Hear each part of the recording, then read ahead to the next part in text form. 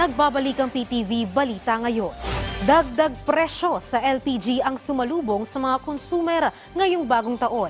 3 piso at 40 centavos ang dagdag sa kada kilo ng LPG ng petrol. Katumbas ito ng 37.40 pesos sa kada 11 na kilogram ng tangke ng LPG. Ang naturang dagdag presyo ay base sa paggalaw ng presyuhan sa international contract price ngayong Enero. Wala pang anunsyo ang iba pang kumpanya ng langis hinggil dito.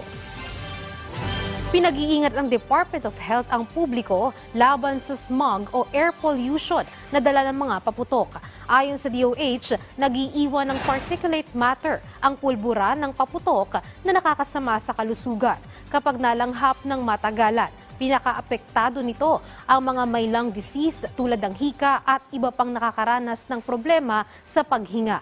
Ayon sa ahensya, posibleng mabawasan ng smog kung magkakaisa ang lahat na magkaroon na lamang ng community fireworks display kumpara sa kanya-kanyang paggamit ng firecracker.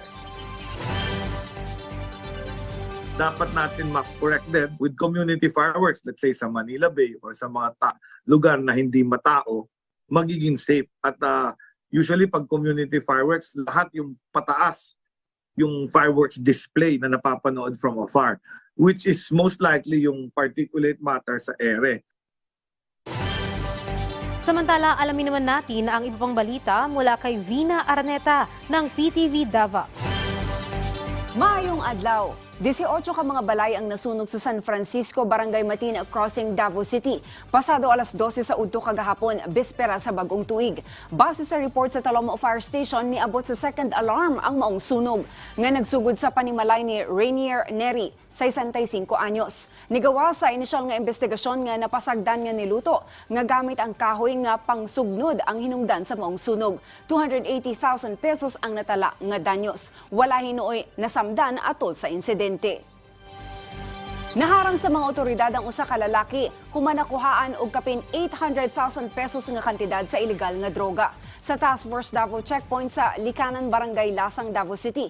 Pasado alas 4 Sabado sa kadlawon. Ang suspect na ilang nga si Peter Baring Flores nga taga Purok 8, Barangay Lubugan, Turil District. Sakay sa iyang motorsiklo, nakuhaan kini og usa ka pakete sa shabu nga adunay timbang nga 50.3 grams. Ato sa gihimong inspeksyon sa mga otoridad, pasla kini karon sa Bunawan Police Station og pasakaan og kasong paglapas sa Republic Act 9165 kon Comprehensive Dangerous Drugs Act of 2002.